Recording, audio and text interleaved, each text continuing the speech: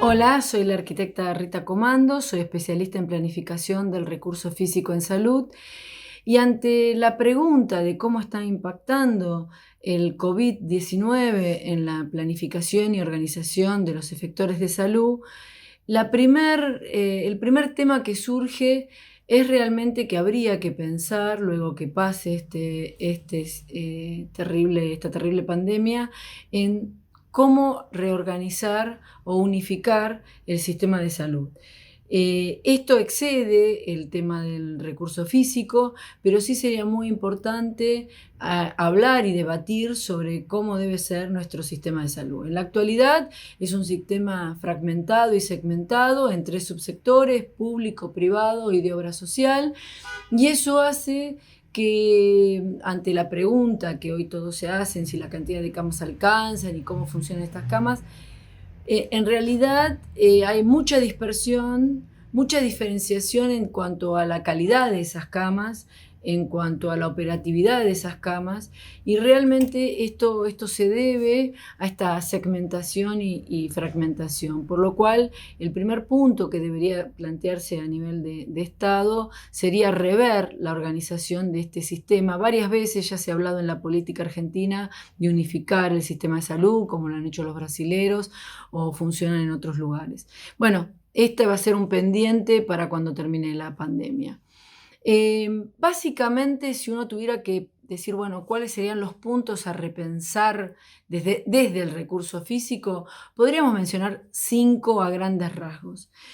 El primero es que a partir de la década del 90 se planteó, con todo lo que fue el avance tecnológico, tanto en la medicina como en la tecnología farmacéutica, como en la parte de equipamiento, esta idea de externalizar los pacientes, porque eso reducía las enfermedades intrahospitalarias, porque además permitía un ahorro en cuanto a los costos hospitalarios, y además el paciente está mucho mejor contenido en su casa y su entorno familiar, y una recuperación más rápida que estando en el ámbito hospitalario. Esto ha hecho que haya en el transcurso de estos últimos 30 años una disminución de las camas de internación general, justamente por la modalidad de todas las prácticas ambulatorias. Y hoy en día eso hace que estas camas hayan desaparecido y obviamente sean necesarias. De hecho, podríamos decir que en el siglo XXI, cuando uno habla de complejidad hospitalaria, ya no habla de la complejidad, porque antes la complejidad se hablaba en la cantidad de camas que tenía un establecimiento. En realidad no es un factor la cantidad de camas sinónimo de complejidad como lo era entonces. Pero obviamente estas camas son necesarias y habría que pensar cómo se reutilizan o se plantean, cuál sería el equilibrio entre ambulatorio y camas. El otro tema a reflexionar es sobre los layout hospitalarios en cuanto a su flexibilidad. Realmente el tema de la flexibilidad hace muchos años que se viene trabajando, pero hoy en día esa flexibilidad se plantea no solamente en cuanto a los espacios, sino en que otra de las cosas que se había planteado en los 90, o mejor dicho, en los 70, era el tema de la división de circulaciones, público y técnico, donde estaba muy claro todo lo que era los flujos de circulación. Por uno iban los pacientes ambulatorios y las visitas, y por otro iba todo lo que era hospitalización, insumos, logística, el paciente transportado. Pero este esquema, que era muy claro, que es muy claro, en la actualidad, con los pacientes, que ya no hay un único paciente, sino que hay un paciente febril y un paciente no febril. Esa sería la primera categorización, que tendrían que tener accesos diferenciados, que tendrían que tener circuitos diferenciados, y separar aquello que es, en este caso, COVID positivo de lo que no es COVID positivo. Bueno, esto ha llevado a modificar circulaciones, modificar organizaciones internas de los servicios.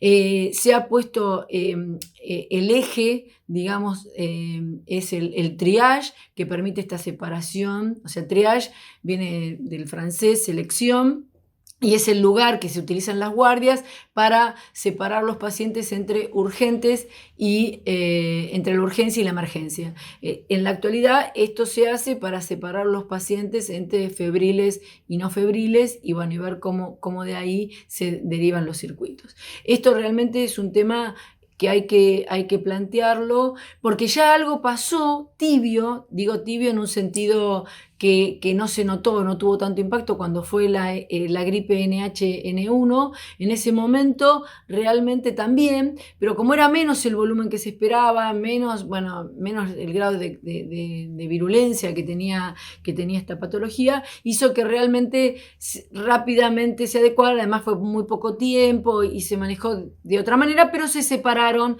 en febriles y no febriles. Eso sería como un punto importante a tener en cuenta. También el hospital, a partir de muchos eventos en la Argentina de diferentes orígenes, como fue el hospital, o sea, los atentados de la AMIA, de la Embajada de Israel, o accidentes tipo Lapa o 11, el hospital está preparado para la recepción de víctimas en masa. ¿Qué significa? Que va a llegar en un corto periodo de tiempo muchos pacientes. Y esto hace que el hospital tenga una lógica de reorganización, externalizando pacientes, o sea, todo protocolos que se han practicado mucho en los hospitales, ya digo, porque lamentablemente en Buenos Aires, sobre todo, hemos tenido sucesivos casos de recepción de víctimas en masa, pero realmente en este caso, estas camas que se van adecuando o que se pueden agregar, tienen la complejidad de la alta contagiosidad que tienen estos pacientes, que no así cuando se reciben víctimas en masa producto de un accidente. Y esto cambia porque los lugares donde se van a albergar estos pacientes tienen que tener características especiales para evitar que se contagie el resto de la población hospitalaria. De hecho, el otro punto que también hay que mirar, o sea, un tercer punto para repensar, es todo lo que son las áreas de vestuario y de descanso que tiene el personal, especialmente en la enfermería, ¿sí? Porque generalmente están en las áreas de internación dentro del área de internación. Y en estos momentos hay que sacarlos.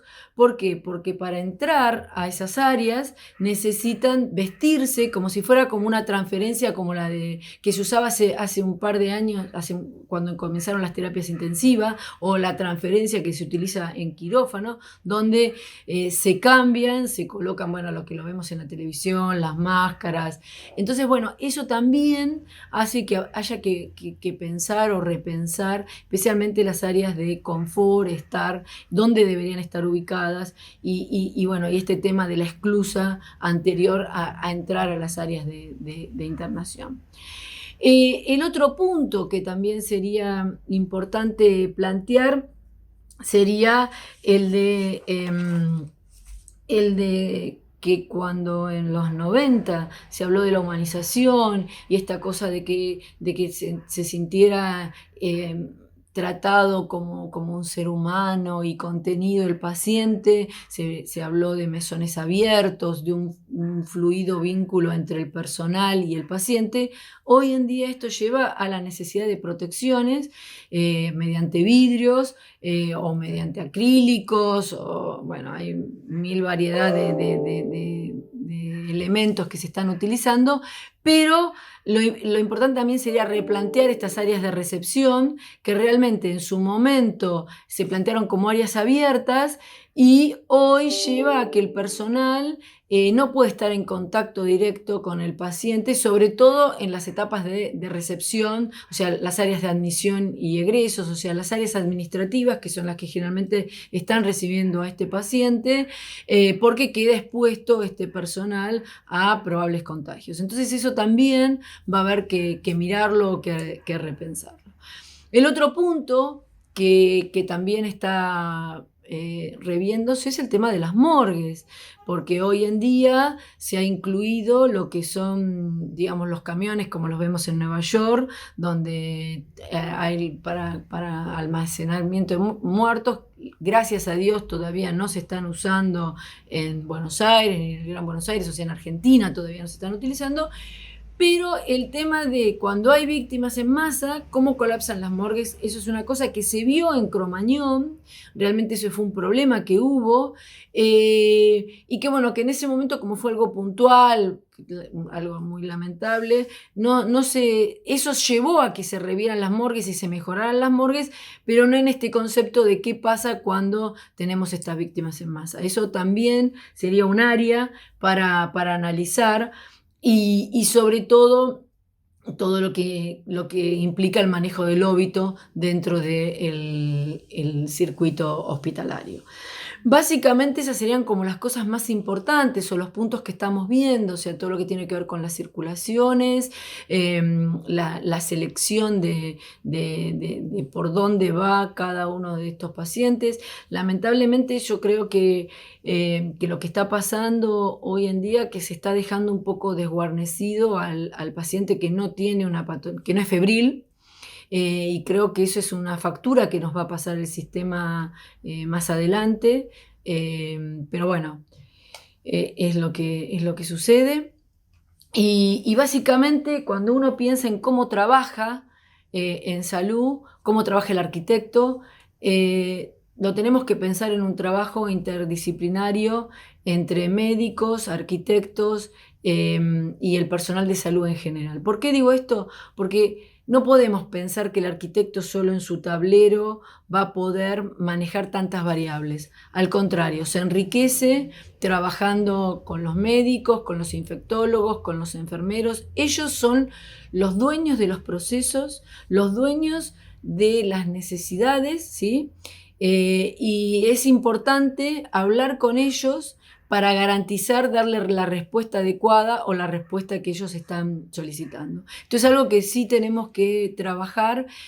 Por ejemplo, en el hospital se trabaja mucho con el comité de infecciones, que es el que nos va dando sugerencias de organización de cosas que no. Otro tema también es la terminación de los materiales, porque hoy en día todo es limpieza y reiteradas limpiezas, entonces uno tiene que garantizar que los materiales que utiliza, si bien en salud ya sabemos que tienen que ser superficies lisas, lavables, justamente hoy esto se pone más que nunca resistentes a los productos de limpieza, que son detergente y desinfectante en uno, y que realmente estamos limpiando cada vez que con una periodicidad mucho más alta que lo que es habitual en el área. También remarcar el rol del arquitecto en sus dos funciones, en la función de arquitecto proyectista y arquitecto dentro de la gestión del hospital, en la etapa de operación. Yo básicamente mi carrera profesional la he desarrollado en la parte de operación, trabajando en un hospital, y creo que hoy es imposible pensar un establecimiento de salud de alta complejidad sin tener en cuenta a un equipo que está integrado por arquitecto, ingeniero, bioingeniero. O sea, es imposible pensar que un edificio complejo se pueda manejar sin profesionales que ayuden a su gestión desde una mirada técnica, no solamente sobre las instalaciones, sino sobre el espacio, para optimizar este espacio, para evitar entrecruces de circulaciones, hacinamientos, etc. Realmente creo que es un rol importante y una mirada muy interesante la que aporta el arquitecto, especialmente porque el hospital es un edificio vivo, que constantemente le estamos haciendo modificaciones porque viene un equipo nuevo. Por ejemplo, ahora con el tema de la pandemia, cómo lo reorganizamos, y eso hace que el rol del arquitecto dentro del hospital, formando parte de este equipo de salud, y yo quiero reivindicar al arquitecto como parte del equipo de salud, porque siempre cuando hablamos del equipo de salud pensamos en la asistencial, en el médico o en el enfermero. Obviamente ellos son los protagonistas, pero nosotros seríamos como como los actores secundarios en esta gran obra que es la atención de la salud. Porque sin la gestión, sin la gente de mantenimiento que hoy en día está trabajando, arreglando, destapando los baños, porque el edificio sigue funcionando y los problemas que tiene los sigue teniendo. Entonces, en el cotidiano, una gotera, un baño que se tapa, una lamparita que se quema, un panel de cabecera que hay que reparar. Y realmente es muy importante entender que si hablamos de una obra en forma teatral, que sería la atención de la salud, nosotros somos personajes secundarios, pero sin los cuales la obra no va a funcionar. Y eso es importante que desde las organizaciones profesionales revaloricemos el rol del profesional arquitecto en todos los órdenes del accionar, sobre todo en la parte de la gestión del edificio. Bueno, espero que les haya sido interesante estos aportes y creo que hay mucho para charlar, mucho para debatir e interactuar.